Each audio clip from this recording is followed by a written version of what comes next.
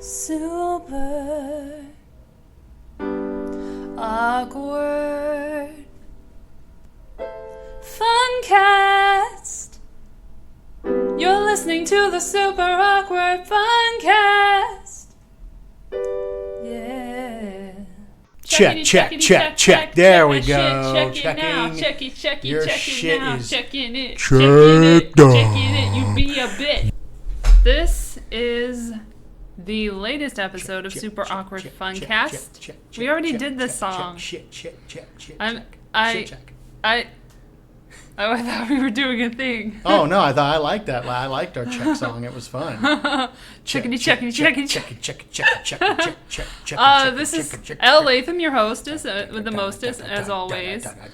Super Awkward Funcast number 14, episode 14, with Steven Robles What's coming up? back. What's up? Steven's in the house. You guys have no idea how fascinating Elle's desk is. It's Like pretty there's a fascinating. thing here. There's like a thing with a crystal in it. That is I'm putting it in front of the microphone like you can see it here. No, That's don't it. That's the thing. fuck it up. And then- This is a pendulum.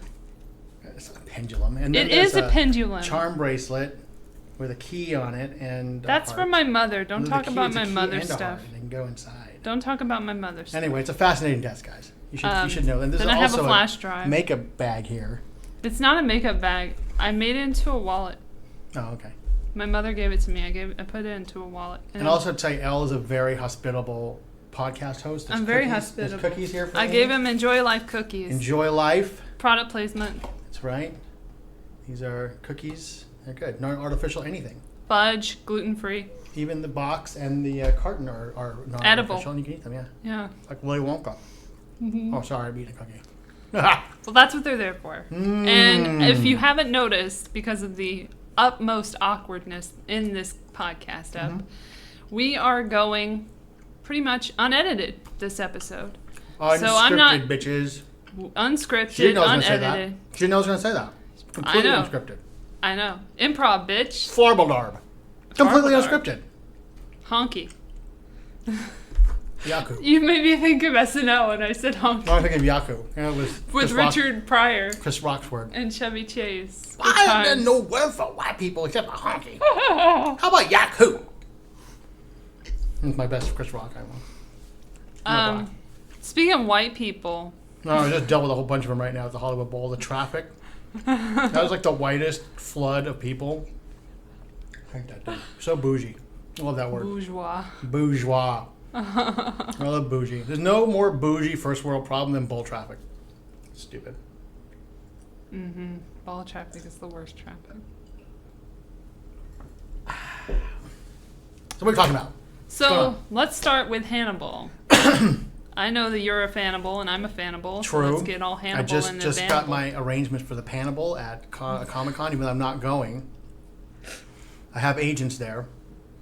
Agents. That are going for me to the Panable. I've been to every single Minions? one. Not minions. Okay. Cohort. I've been to every single panel for Hannibal since it started. Since even before it started. And this will be the first one I've missed because I'll be not at Comic-Con this year. Aww. But they always give you something at these panels. They always give you something. So I have the first year they gave you a T-shirt. The second year they gave us like a anatomical, like the one poster that Hannibal has on his walls, like of a human body. They gave you that. Sexy. Last year they gave us an advanced copy of the CD soundtrack that they ended up selling last year. And this year I don't know what I'm going to get. But I said to my friend, I'm going to go to Hannibal. I'm getting it because that's what they call it, panel, the Hannibal panel. But this year, Who Dance is going to be there. This is the first year Who Dance is going to be there. Hugh Dancy is so beautiful. I know. He usually comes in via Skype because he's always in Australia or England or fucking doing shit out there. And this year he's going to be there. Oh, if Mads shows up, I'm going to fucking shoot somebody. That's all I got to say. Mads is the badst. Yeah, he's always in Europe, though, so no need to worry about that. But he usually comes in via Skype, too, and says some I just stuff. like to rhyme with everything. Mads is the badst. Mads is the badst. But yeah, I love Hannibal. It's stupid that it got canceled. It's stupid. Yeah, but is I pretty think dumbass. it makes sense, I think. NBC's lineup is NBC. shit. Don't even get started at NBC. I don't watch anything on that channel right now. Ugh. Except for Hannibal. And Grimm when it comes back. That's it. A lot of people say nothing but crap. NBC. Well, I think they killed themselves, a couple of years ago with that the Sean Hayes, Michael J. Fox comedy Oh my lineup. gosh. Like the worst. Who thought that was a good idea? I don't know. I think Michael J. Fox still had some cred at NBC, Family Ties, and he's worked for Universal, and they just got him in there. And Sean Hayes is a funny guy, but he's not very smart, and his comedy's not very sophisticated, so the show isn't that great. And that's his opinion. That's true. I mean, he's a creative man. He's just not. I mean, he's responsible for Grimm. What the fuck, dude? Like, he made it happen. I know. I love that. But like his little videos and stuff, it's just, I don't know. His humor's really easy. It's not, I think he's good behind the scenes. Yeah. I think that's where he's gonna make the most money, and that's just the most logical place for him. No, to be. it's true. And I like him as a person. I mean, he and What's Her Face nice. on that one show were good. I like him. The best parts of that show. You know which one I'm talking about. So Hannibal is what I like about Hannibal, is how soothing Hannibal. it is. I'm a fan of Hannibal for the wonderful, soothing nature of that show, and then the beautiful music. And just so you know, right behind you, I have my Hannibal book that I got for like $5. I see it. At a bookstore. Did you read it? Yes, bookstores still exist. Everybody. Did you read it, or you just have it? I have read it. Yeah, I know how it ends. It ends fucked up. Like everything should. Oh my gosh, Clarice, poor gal. Spoiler alert. Well, she ends up okay. She doesn't die. She ends up with the man of her dreams. Yeah, but she doesn't really know what she's dealing with. Or Oh, she knows. She's being manipulated. She just succumbs. She's the Will Graham of the book. Yeah, she's the Will Graham. That's exactly what I would say. Yeah, because Will is definitely the Clarice of the movie, of the hot, show. Hot. I know you want him to fuck. You want him to straight on get it on. Dude, at this point, he ain't getting any with Dr. Bloom. He ain't getting any. The other guy He got some is not already with getting the any. other girl. But Bedelia might be getting some with Hannibal. I mean, a little bit. I don't think she looks too scared. She looks like she's out of her mind. She is scared. That was so great. But I mean, how are you going to resist his advances? No, you're right. You're right. You know, as I told you, if he wants to caress your neck, you're going to let him do it. If he wants to wash your hair, you're going to let him do it. That's the best scene. That was the best scene in that episode. She's washing her hair. She's so like, hot. "How did your sister taste?" And then just sinks into the water. Like, drop the mic. Did you ever see Hannibal Rising, the movie? Mm-hmm. No, that was boring. Yeah. But the guy was okay in it. He was okay. It's just not a good story. He's not been anywhere since. Maybe he's elsewhere. He's done. He made enough money. Like Mads went, he was in Denmark and everything. Oh, Mads had a career before. And then Royal Affair, I really liked him in. I don't know. You go into movies I don't even watch. Dude, it's anything with affair in the title or royal. It's history. And you know who else was in it? The chick from Ex Machina. I don't even know what that is. Oh shit. I'm gonna feel bad that I don't remember It's her okay. name. Just say Sean Young and it works. Alicia Silverstone? Vikander. Alicia Vikander. I don't know. Yeah. Alicia Silverstone isn't anywhere right now. She's probably counting some money. Wasn't she the one that threw up in her baby's mouth? Wasn't that her? Oh my gosh, I don't know. She did something weird. Into the kid's mouth like a bird. I don't know. She also dropped out of high school when she was 16. Huh. She's not that smart. Well, that doesn't mean anything. Yeah, she's cute. Einstein, he dropped out. Yeah, but he was a math genius. He had more going for him than just, hanging out. Yeah. Spitting into the kids' mouths. I also have Cell by Stephen King. I love that book. I will not lie, I have not read it all yet. You need to read it. I know. You'll really enjoy it. I think you'll enjoy it. I need to read the rest of it. I like the dynamics of everyone, Tom. Well, they already kind of ruined the movie version with the beginning of World War Z. That's sort of what I envisioned the beginning of Cell to look like. That's sort of how it happens right at the beginning of the book. I hate when they do that. They have so many ideas, similar ideas in pop culture. Yeah, but Cell goes in a way that you would never expect it to go. I don't think you watch this, but I'm going to bring it up because our listeners might be interested. They probably don't. Wet Hot American Summer is coming to Netflix. Worst. I tried to watch that movie because I love it. Oh my god, it's so good! And I tried to watch it. It's just the lamest Wayne. example of the kind of humor I do not like. Well, that's your opinion. I know. I actually think more people would have that opinion if they were able to speak their minds. More people would come out and say, I hate it. And it's funny because I'll loosen that rock. Sometimes I'll be like, this is really stupid. Someone will come and say, oh my god, I've always wanted to say I hated that.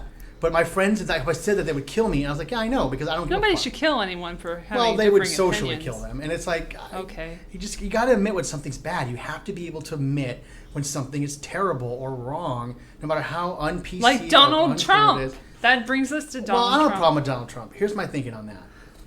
I don't care what he says anyway. Unless he's telling me how to make money, I don't care what he says. Like, making money is what he knows how to do. That's what he's a genius at that. That's what he knows how to do. Anything else, I don't pay attention to him. So why am I paying attention to him now? Every time you say Donald Trump, the Mexicans this, Donald Trump, the Mexicans that, put his face on a thing, sign his petition, you're just giving him more ammunition. He's getting publicity that he could never afford to pay for, even if there's billions of dollars. And now everybody's giving it to him. For what? Who cares what he says about Mexicans? He can talk about anybody. What does his opinion matter? It doesn't matter. Even if it's right or wrong, it doesn't matter. But when rich people say things, it's more important to other people than when poor people say things because they have assets and they want to take away their assets for their opinions. Stop mentioning Donald Trump. Stop putting his face out there. No one would give a shit. No one cares. White people do not care about Mexicans. They don't care. Hey. That's true. And I care about everyone. Well, it's fine, but honestly, they don't. By and large, don't care about Mexicans. They don't. And that stereotype... Some Mexicans don't care about their own Mexicans don't care people. about fucking Donald Trump. Like, they don't care. The only reason they know what he said is because they saw it because other Mexicans posted and said, look what he said. And I'm looking like... And I actually talked to a group of Mexicans about this, and I said, if I already didn't care about him, do I have to outwardly bash him? Because I really don't care. I'm not giving him any credence. This Charleston murderer put his picture and his name up everywhere. Why does he do this? I don't like that either. Who cares why he did it? The fact is that he did it. All we need to know is he going to die for it or is he not going to die for it? That's all we need to know. And that's it. And I don't need to know his backstory. This isn't Psycho. Maybe after he's dead. Then I would like to learn about him because while he's alive, I don't want to give him any fame or measure of power. That's what they want, or anything like that. Like Pennsatucky and Orange Is the New Black, where like all those people like came into her cause because they had this thing and they wanted to feel a part of it. She just was a straight murderer. Like it's like what. This guy's just a straight murderer, and he loves his attention, like this, like the Batman kid from Colorado, that guy. That douche. And he loves it, or like Richard, the guy was the Mexican guy that killed all those people. So many dudes kill people. Well, women cause men to kill themselves, and men kill other men. So everybody murders in their same rate, but it's so many people in the public eye. Women kill slowly, and they cover their tracks. That's the thing. Men kill violently, and they don't care if they get caught.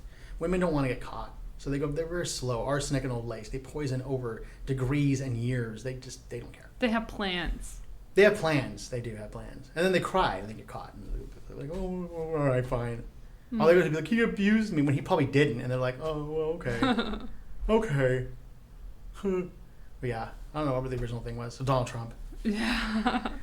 Such a moron. Yeah. The whole Republican slate. Let's just stop. There has to be a limit to how many people. Right? It's got to be a joke. There can be in a race. No, there's no limit. But there should be. No, I don't care. But the thing is, it's got to be a joke.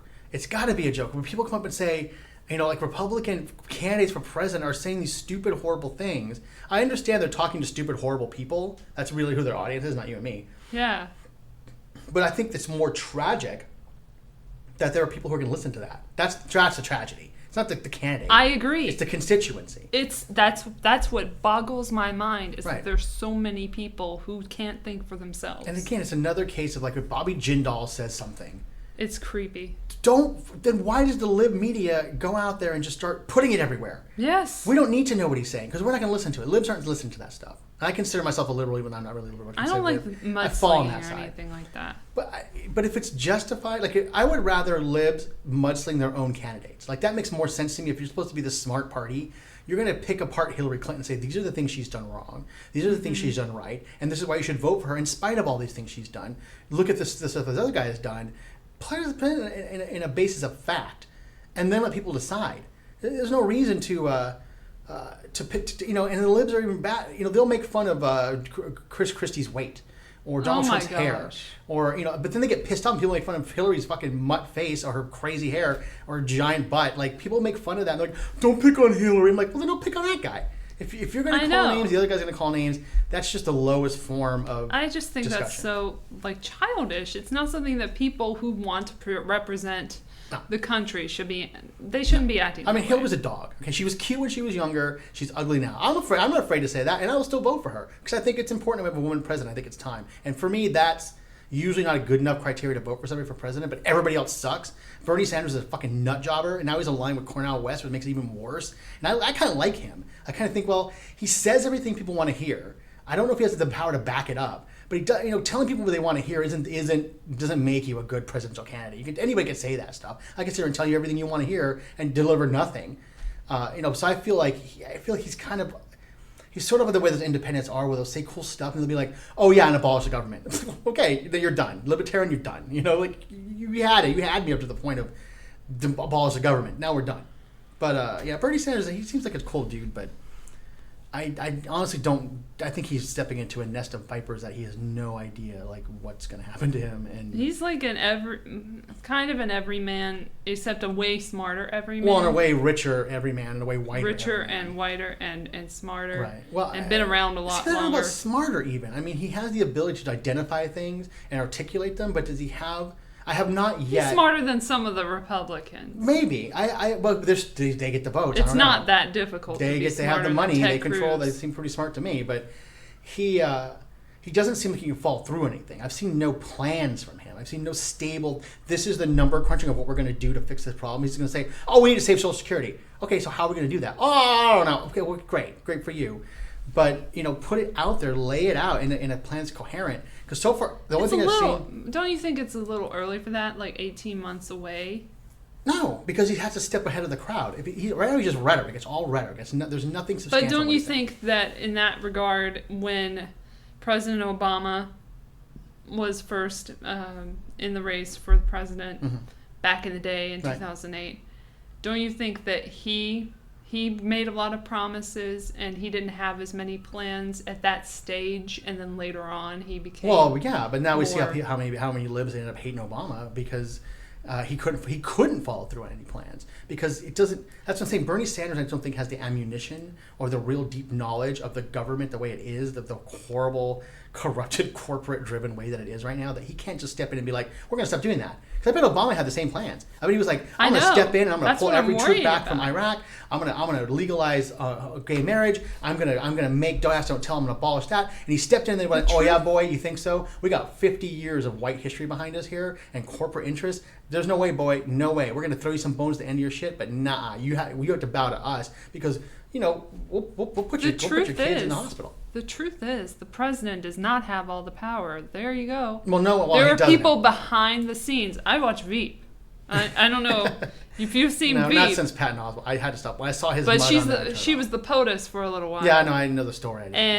And you see all the machinations behind the scenes and everything. Well, that's a fictional show, but it's a little bit. The truth is far worse than that. It's light on the it's a machinations. But you figure guys like Dick Cheney and Rumsfeld have been in their political power and their seats of political power since the 1960s. Like that, they've been there the whole time. Presidents come and gone. Those guys have been there the whole time, building this little evil empire. I know. Like I just got done watching Harry Potter.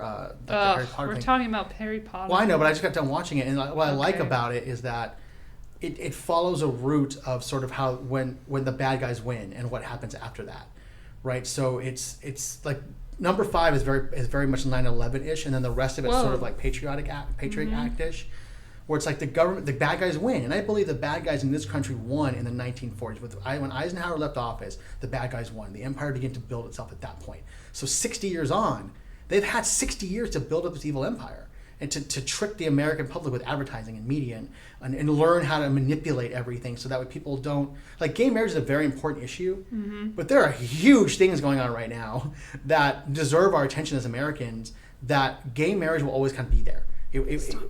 We can figure out at the end of fixing these problems how to get gays married. Or, like interracial marriage happened, just let it happen again. It's going to happen eventually. There's no need to no one legislated interracial marriage. No one said make it legal right for blacks and whites to get married. No one did that. It just happened because that's the natural progression of things. Is what we did is we created other laws that made that possible. There actually were a lot of laws against. Well, against yes, but there's not one for it. Is what I'm saying. The blacks didn't have to fight for the right to marry white people. It just happened eventually. Society changed in a way that it happened and flowed. So it will happen. Gay people are just as much an intrinsic part of society as anybody else. It's going to happen. But there are big issues taking place right now. And I'm not even talking about even a black and white issue. I'm talking about like this trade pact thing or like this one world government that's forming or anything that's happening. And it's weird because I don't really talk about shit like that, but I see it and I'm like, okay, well, gay marriage is a huge distraction. But it's okay because it's something that, white people can get behind. And they can get behind that. And they can be like, there's no black people involved in this gay struggle. It's all white people, at least to their eyes.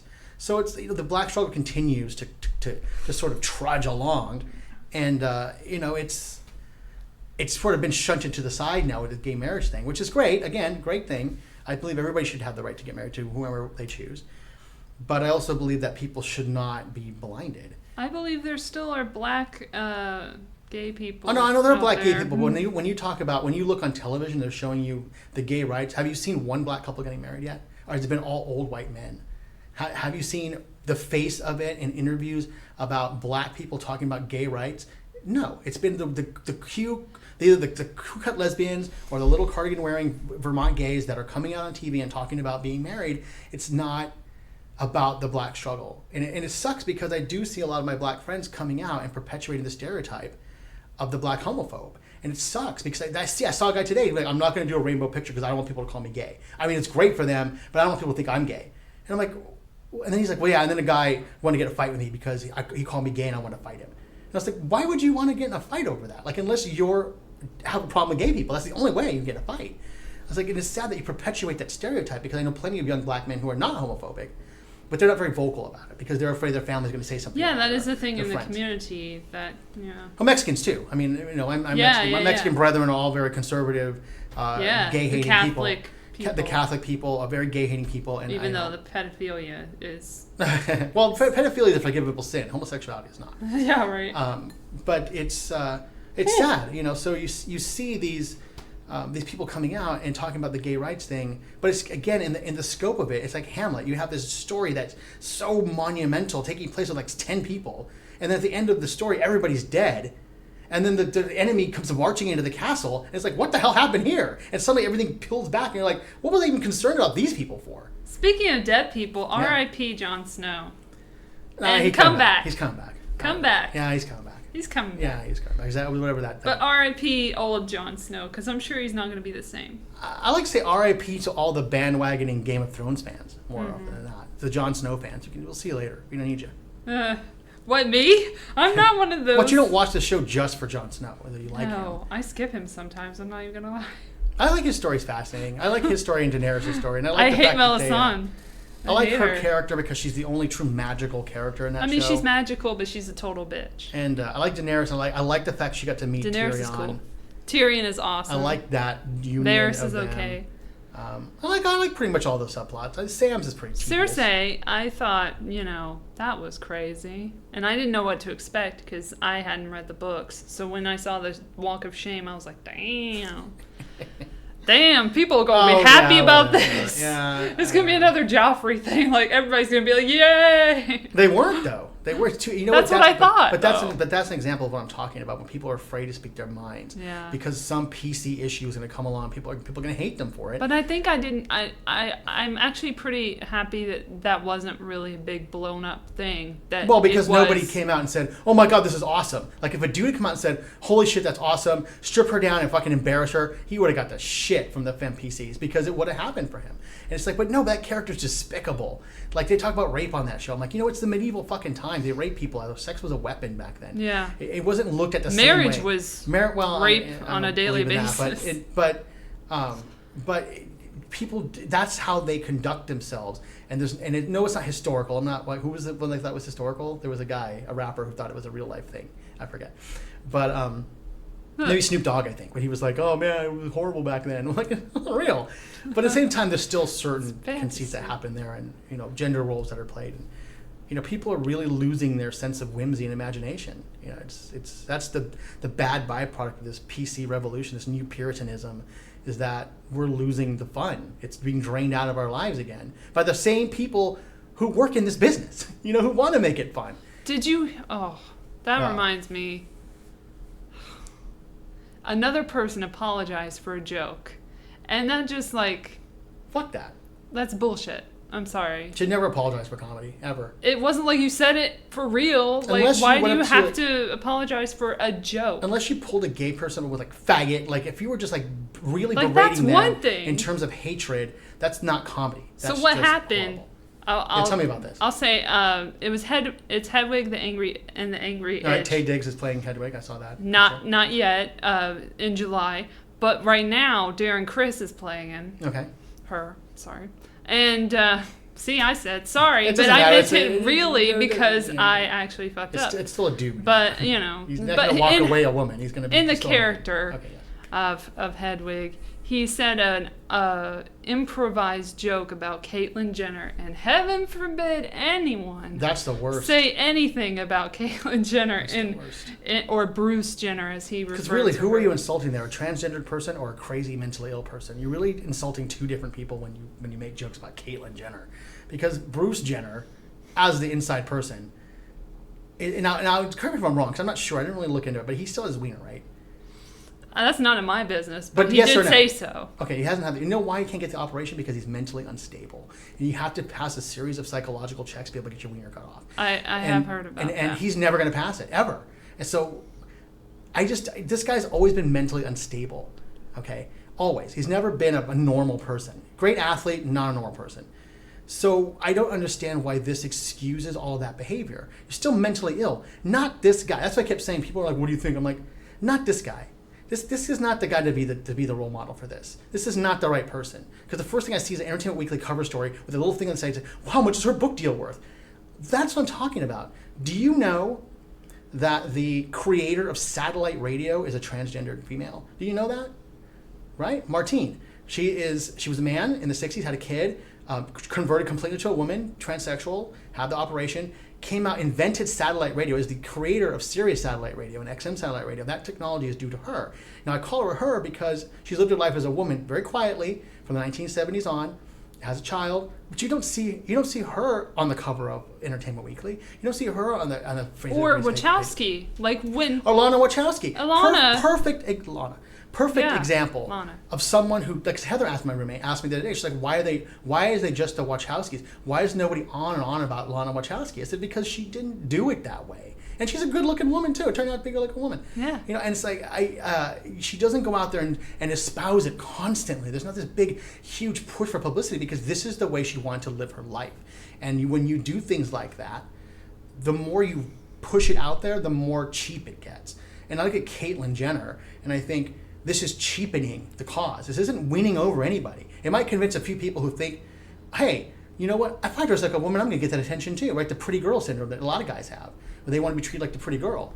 So they become one. And it's like, but now you can't touch them. But fuck Caitlyn Jenner, I'll touch the shit out of her. Because that is not the right person to do that. And now the reality show, and everybody's like, look what she's wearing and all this stuff. I don't care. I don't even who gives a fuck? Like, but see, that's another thing too. I fall victim to it because I want to say shit on like my Facebook because people expect me to say things. They look at me like, "What do you think?" And they mention me, "What do you think about this?" And I tell them privately, "This is what I think."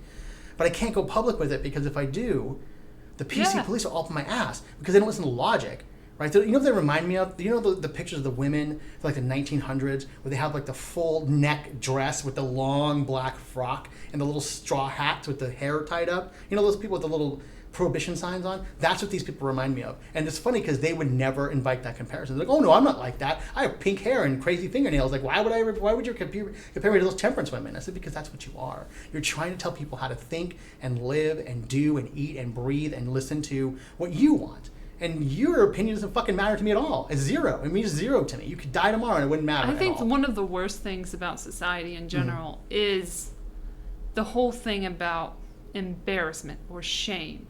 Yeah, this is shame. Part of the reason that I created this show, to be honest, is because, like, I want to be who I am. I want you to be who you are. I want everybody to be who they are. Right. Don't be a different version of yourself. And who gives a fuck what anyone says or thinks? That's so much drama to, like, think about that every day, how you're going to be perceived by other people. That's why mirrors were invented, to make you feel bad about what you look like. No, they were invented so you can keep your hair straight before you walk out the door. But okay, whatever. But still, so you can see if something's coming on your face when you get a. But the good thing about us is that even if we are ugly, which, let's be honest, some of us are. No, I'm ugly. No, I admit that. If we don't have to look at our faces all the time, like out in public, so we're cool with it. So why do you give a shit? Because people do. Because nobody has to. Right. But see, it's the same with you too, because you don't have to look at yourself all the time either. I just think about this sometimes, is that, like, if we couldn't see things the way they are, then we segregate on the way that we smell, on the way that we talk, on the way that our voices lilt. We're always gonna find. I don't know if that's a human flaw. No, it is. No, I think it's not a flaw. It's not a flaw. It's just part of nature. Nature segregates as well.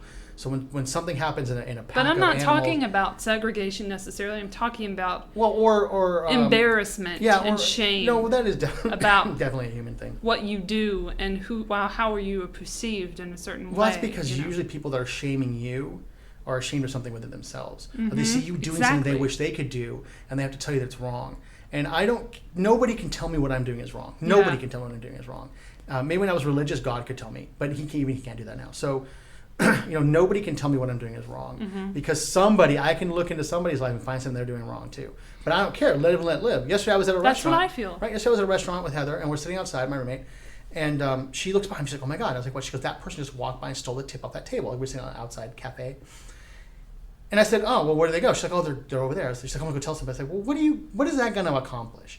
You're gonna go tell the guy that someone stole the tip, and they're gonna get upset, but they can't get the guy. He's gone.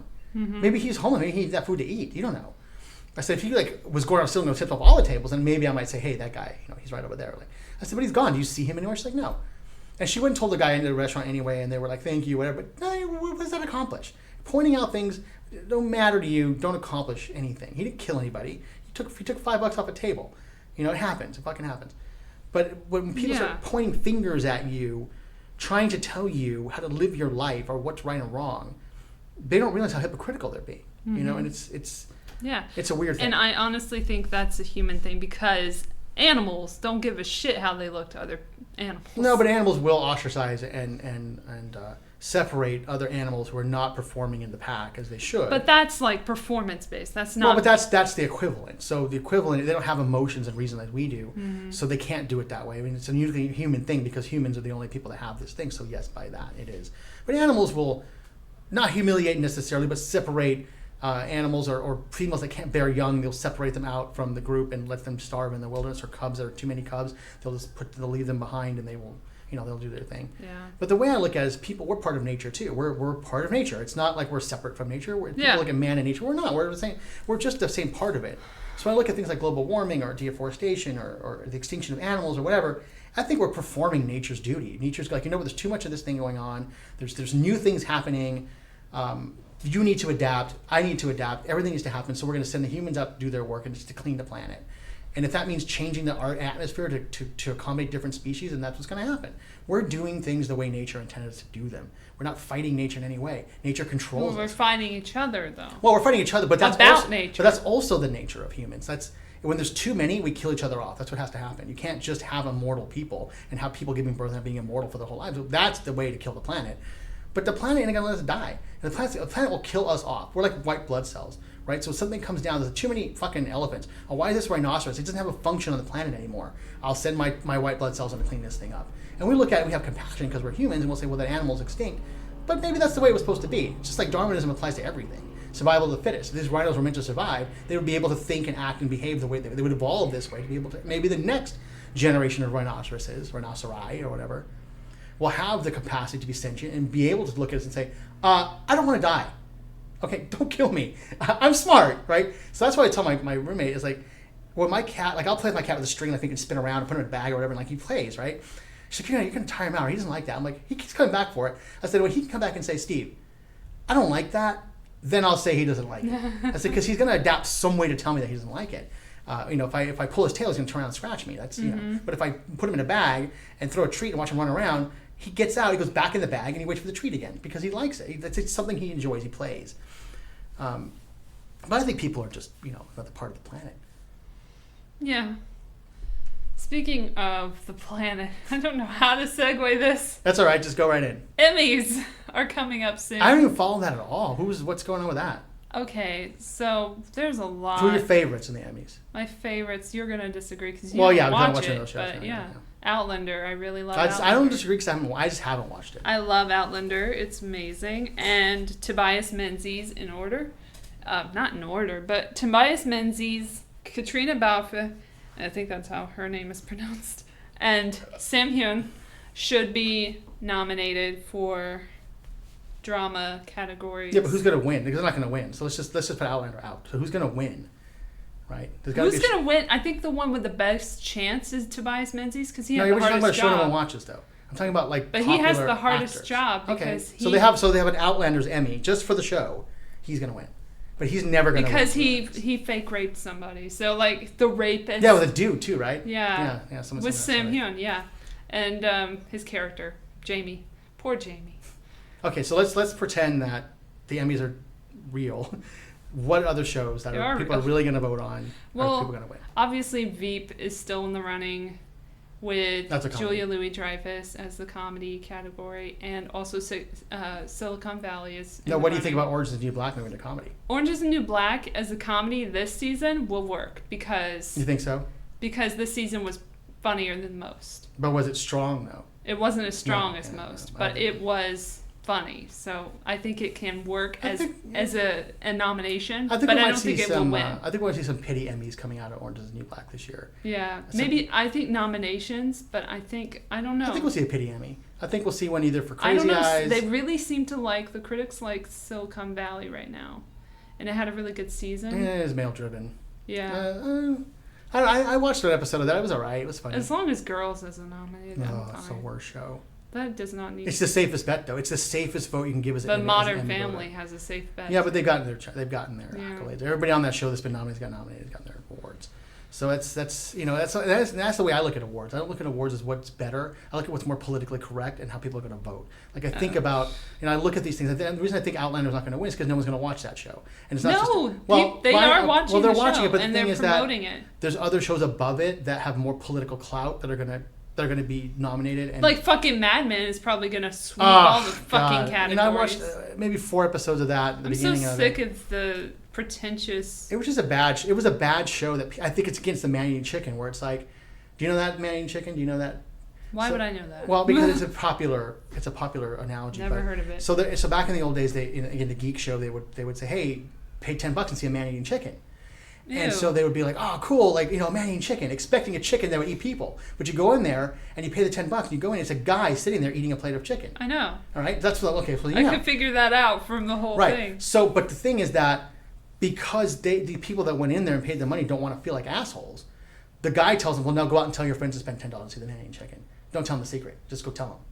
Oh, you know what's going to happen? I don't mean to interrupt, but because she's not been nominated before, and they probably feel like assholes for not nominating her, I bet Tatiana Maslany gets a nomination. I don't know. There seems to be something against her. I don't know. I don't know. Not even a nomination. I think they'll feel the pressure. No, the Academy will feel the pressure. I don't know. This season's not that great either. I agree. I love the show before, but I stopped watching it. I apologize. But anyway, so it's the man-eating chicken. So people watched Mad Men. The right people said it was the right thing to do. People didn't want to look like assholes, so they watched it. That season. I'm talking about the first season. I'm talking about the first season of it. And it's like, if any other show had a first season like that, it wouldn't even have survived. But it's a lot of white people. It's the 60s. People enjoyed the genre. They put in a bunch of black people at one point, make a big deal about it. I know, but this is not. The beginning of it was just so stupid. But John Hamm's a handsome man. He's got a lot of clout in the system. The writers and the creators have a lot of clout. So they managed to bully their way through the first couple of seasons and then hook people in, and they ended up watching it. Which if it got better, okay, great. Then that's awesome. I'm not going to ever find out. But it wasn't that great in the first season. And I just like, okay, it's the 60s. We hate women. We drink a lot. I get it. We smoke. I got it. But on the flip side, but is it better than Breaking Bad? No. Okay. On the flip side of that, we have Masters of Sex coming after Mad Men. Show no one watches. And it's really so it did get nominated last year, didn't it? It's a different kind of show. Did somebody win last year? They got nominated, but nobody won, right? I don't think anybody won. Michael Sheen has not won. I want to say there was a woman on there that was. Lizzie Kaplan's on there. She did not win. She's not bad. She's really sort good. of the poor man's Zooey Deschanel, but she's she doesn't sound like Deschanel. Well, she's the poor man's version, but she sounds nothing competent like her. actor, at but least. she was in the interview too. Yeah, I remember. That's where I first saw her, and I went back and looked at some of her stuff. I first saw her in. We're pausing for a second Hollywood Boulevard, while I remember. Panning for nickels with those giant eyes. Mean Girls. Oh yeah, Janice Ian. I saw that once. Yeah. And then again, in The Class, with John Ritter's son, Jason Ritter. I met him. I did a project with him, actually. Oh. Yeah, very nice man. Well, The Class was a really good show. Hill. The Class was on in 2007 or some shit. On CBS, and they canceled it after a while. But she was really fun on that. I can't even think of the last CBS show that I watched. I think Person of Interest. I watched that until Taraji B. Henson was killed, and then I didn't watch it. I sort of watched The Mentalist at the end of it. the mental. I always thought it meant like the mentalist. Like he was the most mental. He is the most mental. I don't know why. He's cray. I was on that show for a British minute. actor. Yeah. British actor. Taking American jobs. Speaking, that takes me back to Hugh Dancy. Because, no, I thought you were going to talk about Asa Butterfield. Who the kid's name think is Spider-Man now? Tim Holland? Tom Holland, I guess. Some dude from Broadway. He's another UK guy. Yeah, and then, so Hugh Dancy, I was going to say before in the last episode of Hannibal, not saying anything about it, but his accent was super on point, and I was really impressed with his American accent. He's worked on it. He's worked Dude, on it. There was one word that neither. I thought he was going to say neither, and he said neither. Neither. I'm like, go boy. That was a hard one. I know it. Yeah, Hugh Dancy. That was a hard one, and he did it. I liked everybody's coming back, too. I like Chilton kind of going Bond. Do you ever see Skyfall? He's so creepy. I have not seen Skyfall. If you see Skyfall and you just watch, on purpose. If you just watch, it's really good. If you just watch the part that Javier Bardem is in, and he takes out his whole face, like he takes out the whole, because he got poisoned by cyanide, ate his whole face in from the inside out. So he takes out that big metal thing, just like exactly the same scene. I totally forgot about Chilton's, as Dr. Chilton. Scene at the end of the first. No, that's because you don't go to Pannibal. I mean, because the actor was there at Pannibal last year. And they kept asking him, like, oh, you must get shot to the brain. Like, how are you going to live? He's like, oh, don't worry. What about Mason Verger, dude? Joe Anderson, I could not even recognize him. He sounds just like Gary Oldman from the movie. Yeah, and he looks, pardon me, Stephen, but he looks a little bit like Stephen King. To me. Yeah, he looks a little bit like Ross Perot. In the best way that you can say that about someone who's got a fucked up face. He kind of looks like the Thing from the Fantastic Four a little bit. Oh, yeah, I love his... I'm sure it takes so long for him to get transformed into that. That's going to be a lot of the budget for season 4 if they have one, which they will. What, his face? Yeah, his face is going to be most of the budget. Oh. And Paris and Italy and all that shit. Well, the Italy storyline's supposed to wrap up this season, so... Oh my gosh, him getting on the sailing away. Come sail away. Him sailing off to Hannibal, so cute.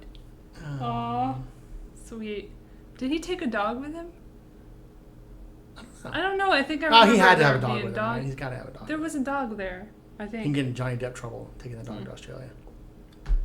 Did you ever hear this story? Well, that wasn't Australia, but yeah. Yeah, it was Australia because he was down in Australia. No, I'm talking about in the show. I'm talking about Johnny Depp getting busted for in real life, in the Australian customs, and people giving shit to Johnny Depp and Amber Heard. He broke the law. They knew they weren't supposed to do that, and they still did it. So who the fuck do you think he is to do that? I don't think he should go to jail for it. We definitely should pay like $3 million to the Australian government. Because, Dude. No, he willingly broke the law. He knew they weren't supposed to sneak the dogs down there, and he still did it. He's been in Australia before. He knows the rules. So they're acting like it's a drug thing. But it's not like he wasn't muling or anything. It is, because he was muling. He was not muling. If he didn't know the law and he did it by accident, okay, that's one time. But he's been in Australia 1,000 times. He knows the rules of customs and quarantine down there. He's not stupid. And he goes down there with his dogs, and this time he got caught. That was the only thing, is he got caught this time. Who knows how many other times he's done it breaking the law. Oh. I'm sorry. I give Australia not a has fragile shit. Ecosystem. I give not a shit about dogs going across borders. Well, you don't. But would you hate if you kept telling me, Steve, don't smoke cigarettes in my house, okay? And I knew that, okay? And I knew that, and then when you weren't here, or I thought I'd get away with it, I brought a cigarette here and smoked in your kitchen and tried to hide the smell. But and then you caught me. I was like, oh, I've done it like 12 times already, Elle. Like, what are you gonna do about it, right? You'd be pissed the fuck off because that's your rule and I broke it, regardless if it's hurting anybody. Even if I brought a vape in here or smoked on the patio, it's not gonna hurt anybody. But the dog's not hurting anybody. But he still willingly and committedly broke a rule that he knew existed. He deserves to pay the price, and he's done it over and over and over. He deserves to pay the price for each time. So he fucked up. I don't give people leeway like that. I would love to get that leeway. You know what happened if I did that? I'd go to jail. It wouldn't even be a thing. I'd just go to jail. And probably be shot and dragged by in a truck. I don't care. Moving on. What else do you have to talk about? I know you had other things. So other Emmy nominated possibly. I want to see what's his face. Penny Dreadful should get nominated. No, I want to see. Yes, it should. Mike Ehrmantraut get nominated for Better Call Saul. He will. I think he's amazing. And so will I don't think Odenkirk deserved it this season. But he'll be nominated. I don't think so. No, he will be. Wasn't that great? The critics love him.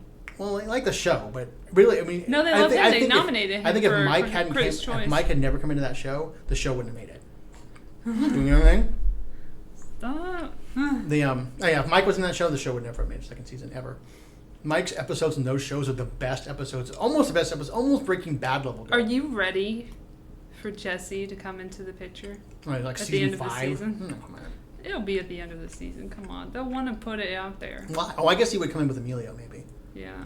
Well, probably him and Crazy 8 or him and... Oh, yeah, and they'll have to have, what's his face? The Hubel.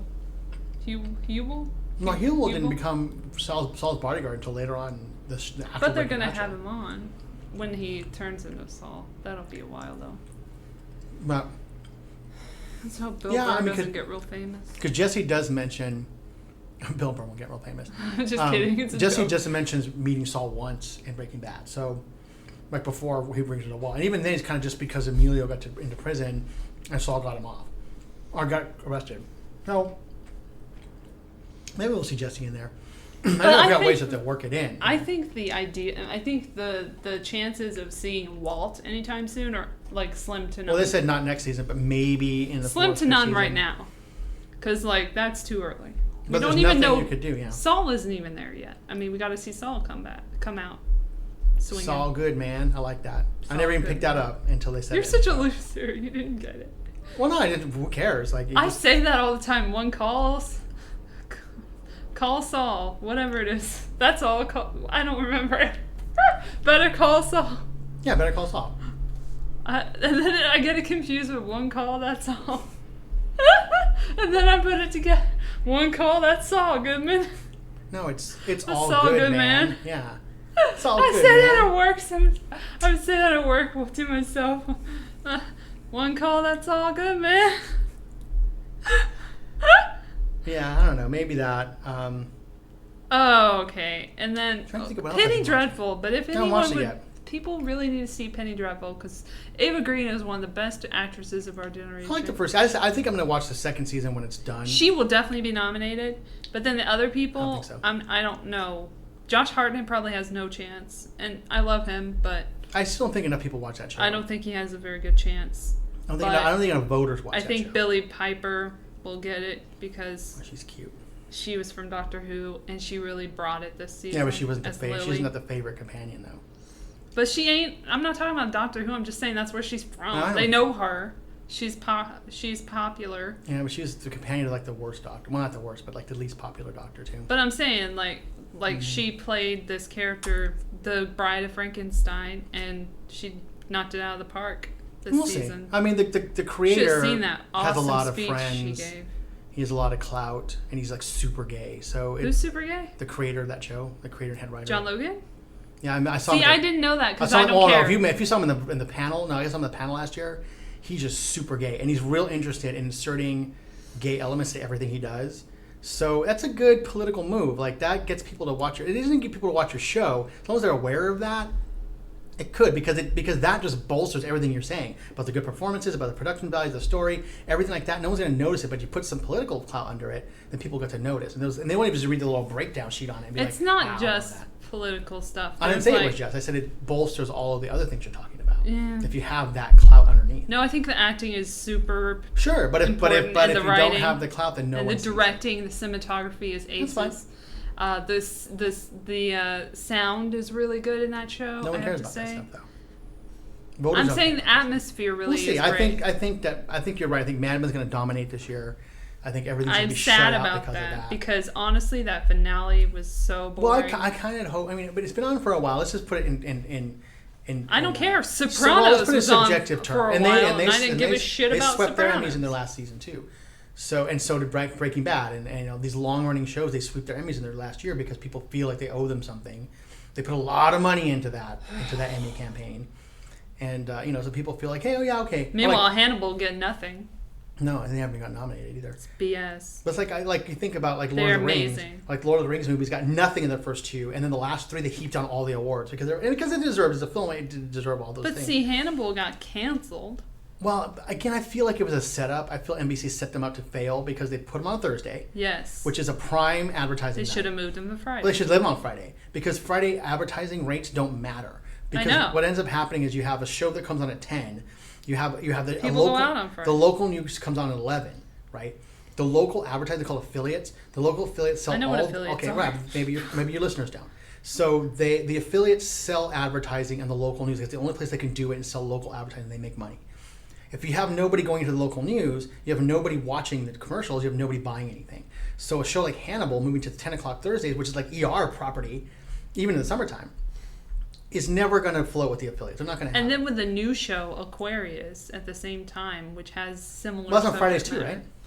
That's on Friday. That's because it's going to be Grim and Aquarius. I heard that it was. Yeah, it's Friday. That it was paired with Hannibal, though. I might be incorrect. I think but it's I don't well, know. it might be now, and then I think it's moved to Fridays. I think. But I think they were together at this point okay. in time. But you're not going. Well, no, because isn't Hannibal at 10?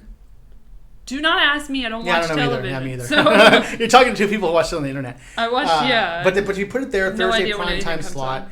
You're setting yourself up to fail because there's no way advertisers are going to buy Hannibal at all. They're not going to buy that show because no one's watching And now it. they're fucked because they got all the streaming rights with Amazon. Well, I don't think and Netflix has an interest. I think that's, but they can't do it because the guy actually said we can't because we have this Amazon thing. We can't do. I know. That's what I'm which saying. Which is fine. That's exactly what I'm saying. But I think that was all put into place because they knew if NBC canceled them, they needed to have some place to go. And I think NBC was like, we're going to give you a shot, but we're going to put you on Thursday, so you're going to fucking fail. But we'll give you the whole season because it's only the summertime, so it's not really going to hurt that much. And then we'll put something good in Thursdays, right? No comedy, but something shitty, actually. I don't know what they're putting in Some Thursday. shitty reality show, I'm sure. No, I think it's a drama. They have a bunch of dramas coming up next year.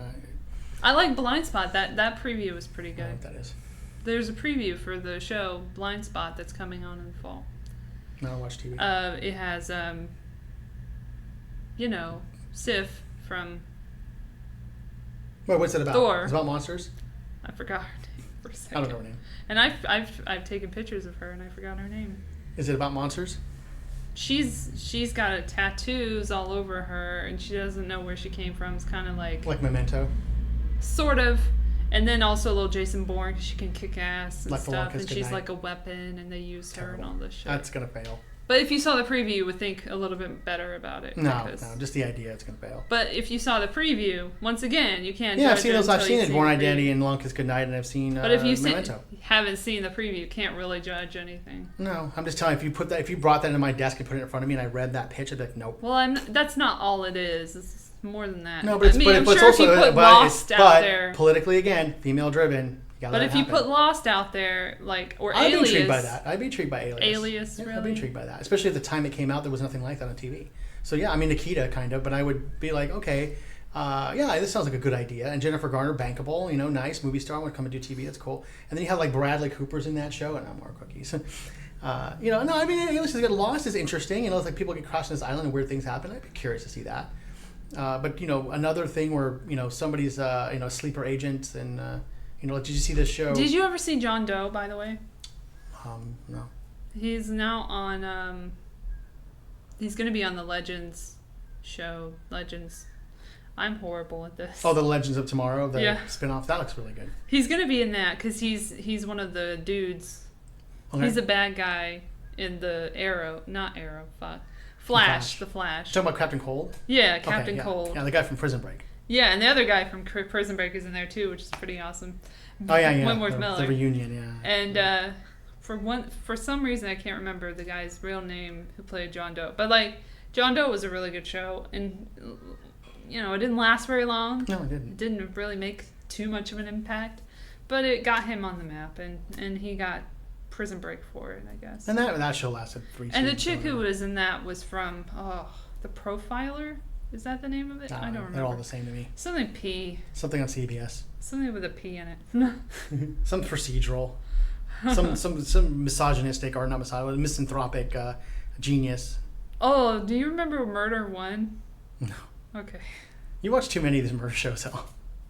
From back in the day. That was back in the day. That's just because all there was murder shows. And then there was Monk. I like Monk. Monk was good. Psych was good. Kind of a Columbo redo. I enjoyed that. Yeah. And Tony Shalhoub was a good actor. Oh, and back in the day. I remember that one. The one. The Commish with. Oh, Commish was good. And he ended up playing the worst cop ever. In The Shield. Well, because the commission was Chiklis. great because even Michael Chiklis was 23 years old when he did that show. He looked old, though. Well, he was young, and like he was supposed to be young in the show, too, which I really liked.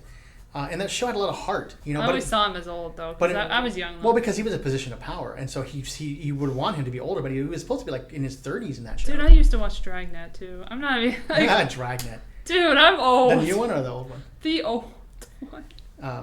There was a Dan Aykroyd one that was really good. No, that was a movie with Tom Hanks. Yeah, that one. I'm talking about the TV show they did. I watched Dragnet. both. New Dragnet. I watched both. And I used to watch I Love Lucy, just like everybody everyone. watches that. And then the Andy Griffith show. And then sometimes the Mayberry one that was not very good. That wasn't very good. And then there was Gomer Pyle. Gomer Pyle, right? Forgot the name of it. The show. Well, there was Gomer Pyle USMC. That was the whole right, title. yeah. And then That was a syndicated title. Hogan's Family, not Hogan's Heroes. I watched Hogan's Family with Jason Bateman. Jason Bateman, Valerie. Young Jason Bateman. Valerie. Looking mighty fine in the 80s. Valerie, what's her face? I can't remember her name now.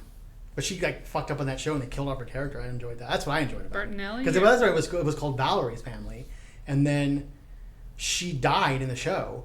And then the dad came home. He was a pilot. He came home and became the Hogan family. Did you watch Mr. Belvedere? I did watch. I loved Mr. Belvedere. Get the jacket. So good. That theme song.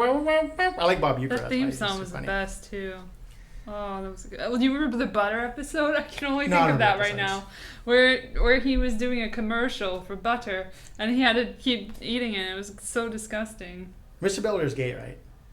I mean, Did that come out since then? It hasn't, don't know. right? It had to be. I don't know. I didn't see him anyway. I like the era of the family sitcom. Yeah. That was a growing Charles and Chive. Charles and Char syndicated. You had Family Ties. Buddy was a moron. You had Growing Pains. You had Just the 10 of I Us. just remembered a specific episode that I saw in the 90s Of Charles and Charge? as like an 8-year-old or 9-year-old of Buddy and Charles. Was it both of them in like a model class? Like he was modeling. Mm-hmm. Buddy was modeling. Right. And they were all He's like a fit guy. They were all drawing in a class. And no, I think Charles was there too, and he was like taking off his robe. It was this whole thing. That's like, funny. Where they were comparing each other or whatever. No, it was all about Nicole Eggert in that show. Actually, it wasn't about her. It was about her sister, the nerdy sister. She was way cuter to me. Yeah, she ended up being prettier. Well, they're both pretty. Well, they're Nicole both. Eggert did the okay, I Baywatch didn't mean thing, that. and I she didn't was mean a that. porn star, and Who's a porn Playboy star? model. I mean, Nicole Eggert was a Playboy model. Sorry, not a porn star. Wait, nobody's a porn star. But the other one was just cute. Baywatch. I always go for the nerdier girls though in those shows. Why would anyone go from Baywatch to porn? Money, man. Jenna Jameson, fuck. Could do that too. I don't know how I got to 90s shows, but I love Fresh Prince of Bel-Air and that's when I watched the majority World. of my shows was the early 90s. I mean, I watched TV. Did you watch A Different 80s. World? I watched that more than until the Lisa Cosby Bonet was Show. off of it. I watched it. I was actually on Lisa Bonet's side with the whole Cosby thing, and now I really want to go back and find out what the real deal was there because I know it was because she did Angel Heart basically. And you know Marissa Tomei left too. Well, Marissa Tomei went on to a film career though. She did fine. Lisa Bonet did not do fine, and it just made she ended up okay. Well, she did okay because she had very Lenny She Kravitz, had some but, issues. or she dated Lenny Kravitz and probably took some of his money. But but Bill Cosby really worked to fuck her career up, and it's like it makes me wonder now. Yeah. What the deal was there, and it sucks because I don't like to think that way. I know. But it couldn't just because she got naked and had blood poured all over her tits in a movie. It couldn't be that. It had to be something else. Clearly, that's something he's okay with. Yeah. I mean, I don't know. Maybe he didn't want anybody else seeing her naked. I don't know. It's just creepy. It's a really weird thing. But after she was off A Different World, I didn't watch it anymore. I didn't care for Dwayne Wayne. Oh no. Although I did find out recently he does shop at our comic book store. I love him. And, Kadeem Hardison. Comes Good in stuff. and buys the comics there. Yeah, Heather met him the other day. And Jasmine Guy. I like her. I like her a lot. I mean, Kadeem Hardison went on to do nothing. Pretty much none of those guys went on to do anything else. But they have to. Syndication of A Different World got the money. She was one of those actresses who could play a really annoying character but still make you love her. I think she played a cop Fran, later on or something where she was good. Like Fran and the Nanny and Fran and Drescher. Janice and Friends. Love Fran Drescher. I had such a huge boy crush on her. I love her too. I like her voice. I sing that song from time to I like the time. song, but I liked the show. I liked her character. I think she was really pretty. I like Sheffield, and I like that he's still working. Charles Shaughnessy. That's oh pretty yeah, cool. yeah. Well, he's a distinguished. Yeah, he's still out there doing it. I mean, I like Fran Drescher, and people get annoyed, but I like Sarah Palin's voice too. So I don't know. I like accents of any kind. I don't care what kind of accent they are. Fargo must have been. I love that. Great I love for you. the Minnesota accent is so great. Are you ready for the new Fargo? I didn't like Fargo the show. I didn't episode. like the TV show. Fargo season 2. The TV show was pale No. imitation. The Fargo was great. Fargo was wonderful. I know people. I see that, but that's another thing. I think people are afraid to say how bad it is because people. But I know it's not bad. But it's horrible, and I know it's horrible because I disagree. love the Coen brothers. I disagree. And I love They like their it. thing. Well, they had to say they liked. They had money in it. No. But they couldn't come out and say they hated their own show. They're getting money on. No, that's stupid. But I watch and I think these guys that are making this show are trying desperately to make a Coen Brothers show without the Coen Brothers in it. So they're using the elements that they think make a Coen Brothers movie work, but they really don't know. And so you watch, it's like, oh, it can't just be a guy. He's got to have one ear. They can't just be some story about a kid. It has to something go up his butt. One ear? Well, it's okay. It can't be like a hitman. He's got to be mute and deaf, right? And then the other guy told a story, like he was telling a story about he got picked on in school, and it couldn't just be about he got picked on in school. The kid who picked on him had to have like one leg or something. It was just like everything has to be so odd, and it's just just let it happen. Just let it go down. I'm sure the second season is going to be a little different because Maybe. it's a prequel, so it's like Well, but different. unless the Coen Brothers are directly involved in it, I don't know if I want to watch it. And because I do love them so much, and I do love the movie Fargo a lot. I watch this and it just feels like another Twin Peaks, which is like weird for the sake of weird constantly. Like that reminds me, we don't have a whole lot of time, so I'm Right. just gonna rush you a little bit. But Wayward Pines is fucking weird as fuck. Yeah. It's weird as fuck, but it's not in an interesting, I want to know more kind of. Neither weird was as Twin fuck. Peaks. I don't care. It's just like, why? Because. Why is this like? Because it's summer. What they're doing. And because no one gives a fuck except for Hannibal. And then they brought Terrence Howard back for flashbacks. And then we got a bunch of flashbacks in the last episode. No, if he's in that show, I might watch it. I like him. And I like the flashbacks. Empire. You watch Empire? Empire Today, yes, I do. 1-800 The show Empire Empire. Today. See, now that's a show I can see Emmys coming out of. There's a show right there. That's a good political safe bet. It's real, genuine, good acting. It's a popular show. It's a new show. It's something new, and it's minority driven. So, like, that's a really good political choice. for Emmys. It will. Not politically. Just I don't like how you say political. But that's how it works. That's how the world. I don't agree. We disagree on that. We can live in Fantasyland. You can live in the real world. I'm not living in Fantasyland. But I'm agreeing with you. Political is an overused term for that. Well, whatever. PC is another one. I don't know. Popular would be a more but not popular either because it is a very popular. It's the most popular show on television. Well, that would probably be of the year. Monday night. It was the biggest. It was the biggest show of the year. It was the biggest show for Fox. There's other shows that crumped it. I mean, Big Bang Theory, new episodes of that probably killed that. It was one of the biggest shows. Right. It was a huge debut show. The biggest debut show. And it was huge for Fox. It was huge. And for anyone, it's huge. But huge. Terrence Howard is amazing. Taraji B. Henson is amazing in that show. I agree. I mean, from the she's first episode, definitely going to get nominated. She has to. She's going to. And Viola Davis is going to get nominated. It's going to be against those two. Those two against each other. How to Get Away with Murder. Oh, I didn't even think about that. I'm thinking about Empire.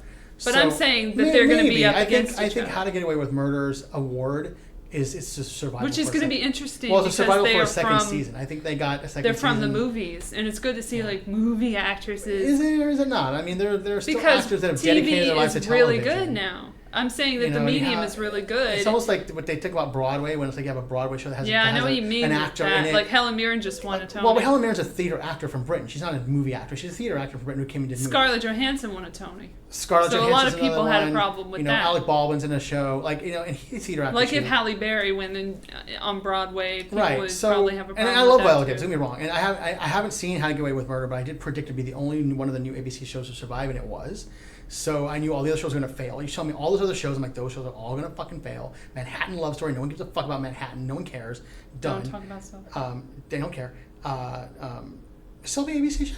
I love Selfie. Well, the title killed it. Selfie was the actual show was really good. Selfie, put it on Netflix. That's all. It's on Hulu. It's good. Let it end gracefully. What was the other one? There's another one. There was three. Oh, Christella. I was like, that's gonna fail from the get-go. No! When they got canceled, she was surprised. I'm sorry, but I wasn't. I don't know. I heard people working on that show say she's a monster. Why would you be surprised about that? I wasn't. I was like, it's not gonna. You're really what ABC did with. It's a female George Lopez. Well, it was appeasing an audience. They were pandering. They weren't really putting anything out that was gonna win.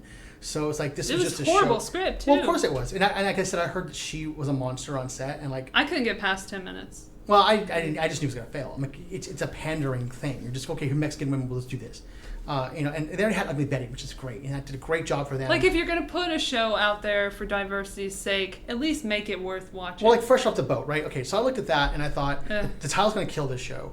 And then I watched it, and I was like, you know what, this is a show about ethnic people where the stories derive from an ethnic viewpoint. It's not just like The Big Bang Theory where it's like, oh, these are geniuses. Yeah, but any of those plots could go to any other show. You could take that plot and put it in Friends. But see, I felt that way exactly about Selfie, to be quite honest. And because what Selfie had that other shows do not have is a sense of relevancy. I agree. Like, Selfie was a show for today. It may be a little too far past today. Maybe that's why it didn't make it. It was ahead of its time. It was ahead of its time. It was so engaging in the way that it used media and new media and social media. Like the episode, that was a friend of mine that was in one of those episodes, and which you have to book it for my headshot, by the way. He was in the episode that I watched where Harold Kumar guy finds John Cho discovers Facebook. And he discovered Facebook in a heightened comedy way, but also in a very realistic way. Where that's the way my mom would discover Facebook. Yes. Where it's like she would come in and start just finding everybody, not understanding how it works. Like, did you watch Chef, the movie Chef? I can't watch it. I couldn't get past the butchering. Oh, whatever. It's really good. So I don't care, man. It's super. If you like Louis, you will love Chef. It. But they also use social media in that way that's very relevant and normal. Because he gets Twitter and he's really excited. He's a hot chef in LA, right? So he does this thing, and the chef comes in and insults his meal because he doesn't make the meal he wants to make. He makes the meal his boss makes. Dustin Hoffman's the boss. Makes him make this meal. He doesn't want to do it, but he does it anyway. So this critic comes in and trashes it. So his daughter's like, oh, this guy's tweeting about you. And he's like, what is that? I don't understand what Twitter is. Like, show me. And he's trying to bond with his kid, or his son, I mean. So he's trying to bond with his kid. So the kid sits down and teaches him how to use Twitter. So the kid goes to bed. And the guy's still on his tablet. He's like, and he sees that the guy, the chef, who's played by Oliver Platt, that says something bad about him, so he tweets something back to her, not realizing everybody's going to see it. So he's like, oh, fuck you, I'll call you out, blah, blah, blah, and says this horrible thing. And the way they show it is like, they show it typed next to him, and then it flies away like a bird. And twitters away. Of course. So because the next morning he wakes up and his son gets the tablet and opens it up. He's like, Dad, you have 12,000 followers. And he doesn't understand what happened and why Twitter works the way it does. And I love that. That's what I liked about Selfie. It's that John Cho's character was not completely ignorant of technology, but he didn't understand social media because he didn't have time for it. Yeah. And that episode was great with the breastfeeding mom. He tags the breast. It was just so funny. And the rest of those shows, and that was the whole thing with the sup montage. Yeah.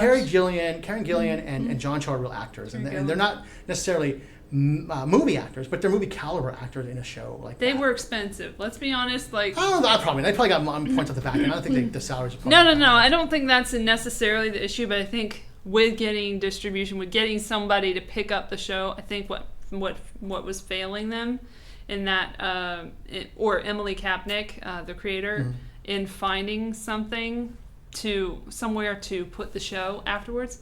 The thing is, they're very, very, very, very, available. They're not available, but, they're very in-demand people who are going to be unavailable in a second. Yeah, maybe. And they got unavailable. Well, Karen Gillian's now in a franchise, so... They got unavailable.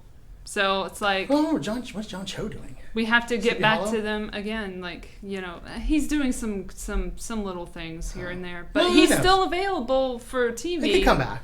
But I think they could be unavailable at any minute is the problem. No. It's not like a regular show where it's people... I don't want to be mean. Yeah, but you could bang those episodes out in 2 weeks. I don't want to make this comparison because you hate that show. Nah, what? Hold on. Let me find one you don't hate. I just referenced Big Bang Theory in a positive way. Okay, Arrested Development. I know. It got canceled for a reason. Okay. The availability is what I'm trying to say. Is that they're very popular people and they have careers and blah blah blah. They're working all the time. It's really hard for them to all get together. So I think that was the problem with a couple of people. Obviously, just Karen Gillan and John Cho. Right now. They are the most popular of the cast. I'm not saying anything about the cast. I'm just saying they're the most popular people who are more in demand than anyone. So you could get the rest of them together, but getting them all in one room is going to be very difficult. Well, I'll tell you what the measure and it's going to cost some money of that show's greatness was. The measure of its greatness was that my mom fucking loved it.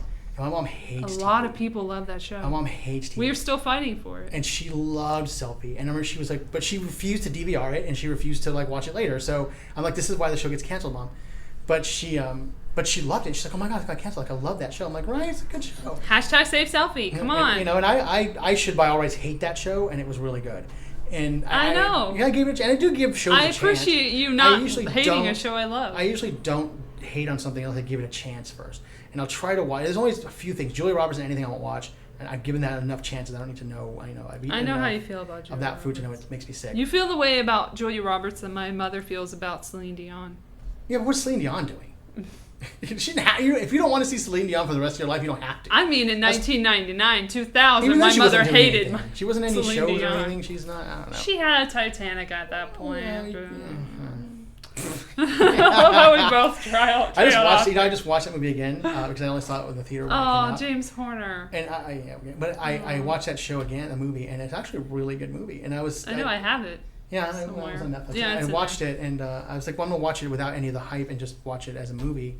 Because I love James Cameron. I mean, I think he's a great actor, and director, and a visionary. But I watched it, and I was like, this isn't a bad movie. People are trashing this movie. Yeah. I was trashing that movie after I saw it, because I didn't get to watch a lot. I had to pee through the half of it.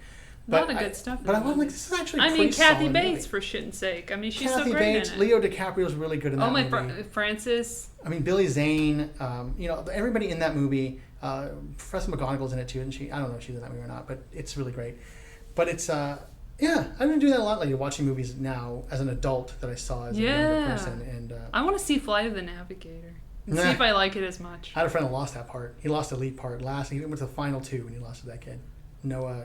Not Noah. Noah's the guy from. He lost the part of Atreyu and a Bastian in the Neverending Story too. But yeah, he went up for those two parts. He went Bastian and Atreyu, and then he lost. If they bring anything back, and I don't want to put it out there if it's not going to be they're good. welcome to make another version of the book if they want to. But if they're not going to fuck it up, I want a Never-Ending Story. I don't think they can. You know what? I really don't think they can. And I'll tell you. Better yet, a miniseries.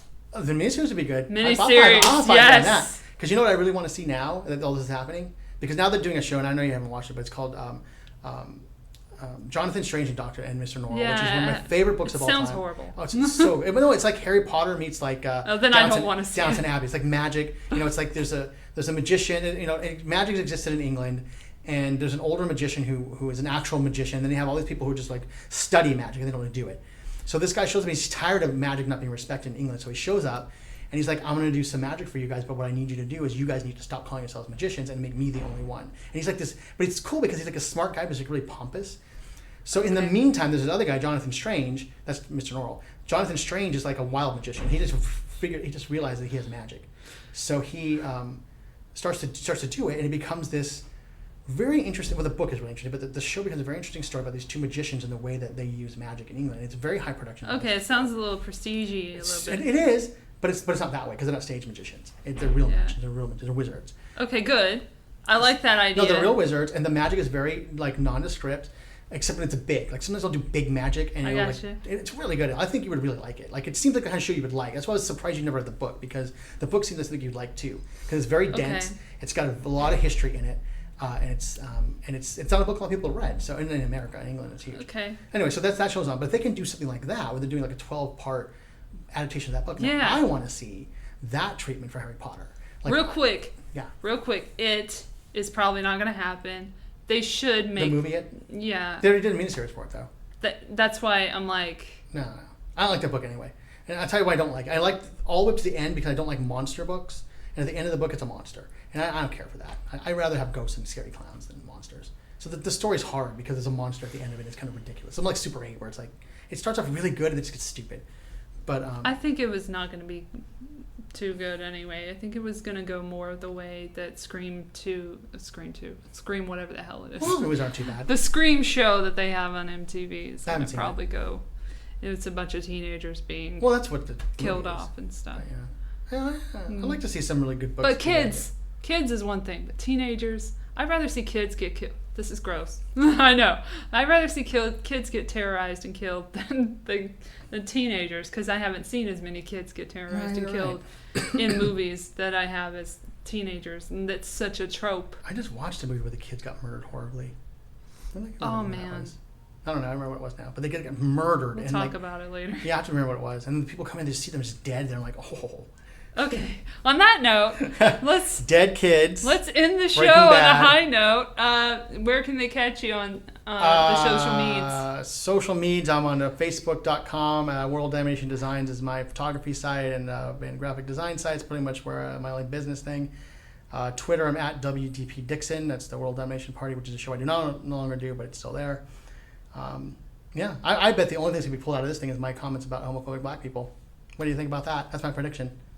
Nothing's going to be... Even though and I'm not saying be cut out, I mean pulled out. Like, that's the thing people are going to hear. Because people, I mean... pulled out. Right, like, because I'm not saying it in any racist way. It's just, this is my experience. And I happen to know a lot of young black men who are homophobic, and little Mexican men too. You don't have to apologize. Not apologizing for it. I'm just saying, I'm making a prediction that that's the only thing people are going to hear about this thing. That's what they're going to hear. And then I'm going to get attacked for it, and that's great. Go ahead, bring it on. I'm ready. Oh, shit. Okay, and I am at Elle Latham on Twitter. And you tweets me, you get Is that L the letter L or L? ELLELATHAM. There you go. Uh-huh. And I am also on the Facebook with Elle Latham as my name, because that is my name. And then Elle Latham Photography for my photography website, which has nothing to do with Mr. World. Oh, no, nothing to do. Worldwide here. At all. Believe that. No, I'm kidding. It's a joke. Joking. Okay. Inside joke. And then also I'm on YouTube I'm on YouTube as A.K. Elle Latham, because I'm also known as that. Because get this, it's not my actual name. It's so amazing. Is your real name like Murgatroyd or something? My name is disclosed on my IMDb page. It's not hard to find. I can hear the fingers ticking away already right now. Please get my rating higher. Go ahead and looking at your IMDb page. Give me a lower rating, actually. Give me a higher ranking. Oh, yeah. Yeah, that's how that works. I don't even look at my IMDb page. There's stuff on there. I don't really look at it. What else am I on? I'm on Tumblr, Elle Latham 27. You need to watch Chef, Elle. Elle, you need to watch Chef. It's a movie you would enjoy. Why are you interrupting my social medias? Because I'm just thinking it. Because you have like 20,000 of them. And you really only need And one. then Instagram, Elle Latham 27. Yeah, but isn't your Instagram tied to your Facebook and tied to your Twitter? So you know. No, it's not. My Instagram is very special because there's very little photos on there. Because I'm an actual photographer. And sometimes actual photographers don't like to put everything on Instagram. Doesn't make any sense. Because they want to put it on their website. So you're asking people to follow you.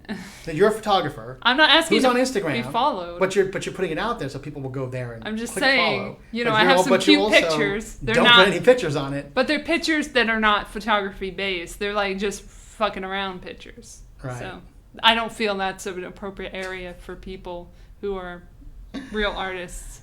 I'm gonna get flack for that too. No, it's okay. Real artists aren't rich. That's fine. Real artists don't make any money. That's good. Anyway, it's fine. You be a real artist all you want. I'm gonna be one that makes money. So you can come look at my shit and I'll make money. I won't pay me to look at my shit, but Instagram. But I'm not a real artist. You're not gonna see my best work on Instagram. I'm sorry. A complete sellout. You're not going to see my best work on Instagram. I admit it. I will sell out right now. I'm ready to sell out. Speaking of selling out, we are out, and you have a wonderful day, everybody. Enjoy live soft baked cookies. And no artificial anything. You can't see it. I'm putting it in front of the microphone like you can see it. Hooray! Oh wait, let's open these. Hooray for people! Here, let's open these first. Here. People rock. We're opening something. We're not opening anything. Open your mystery box. Tell us what you got. Okay. What I have here is a Breaking Bad mystery box, and there are vinyl figures inside the packaging. You can't see what they are. You open them up, and there's chances of different. Well, you can open it. I can't open it. I hurt. Hold on, let me open that one. So you open them up, and you decide. I can't open things because I'm still fucked up from my accident. And you decide. You get to find out which ones you got. Okay, so let's see. All right. Dun dun dun. I got a Jesse. I got a Hank Schrader. Hank Schrader. Jesse Pinkman. Yo, Mr. White. Yo, Mr. White. You're going to jail. You're going to jail. Minerals, Marie. Tell me what happened. I'm going to torture you. Minerals. Tell me what happened. I'm going to torture you. God, you're just punching out at me, Mr. Oh! That's Jesse getting beaten by Hank. Good times. All right. Thanks, Elle. It was fun. Breaking Bad forever. Thank you for listening. Have a good night.